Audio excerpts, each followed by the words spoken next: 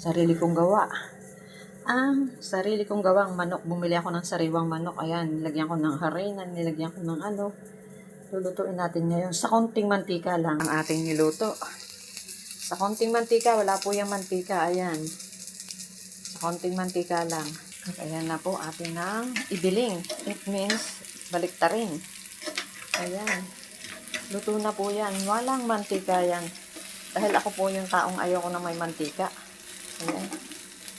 Ayan, luto na yan. Okay na yan siya. O, hindi masyadong sunog. Tama lang. Ang olive oil na gamit ko, may natira pa kasi ako. Lagyan uli natin ng konting mantika. Ayan, ganyan lang konti. At ayan na po. Ilagay natin ganyan yan siya. O. Ayan.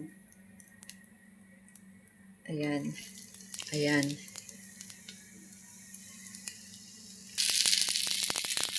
At ayan po, o. Ayan.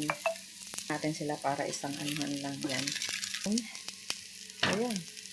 Ayan po. Lutuin natin yan.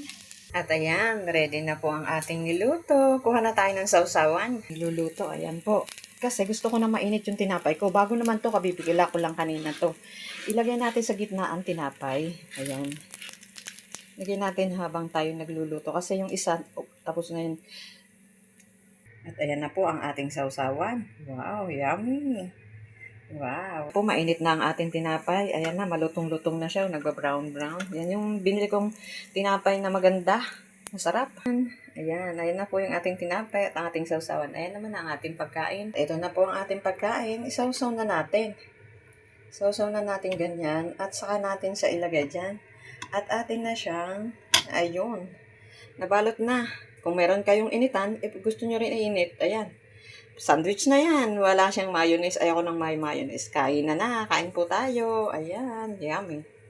Thank you for watching. Balikan ko po kayo.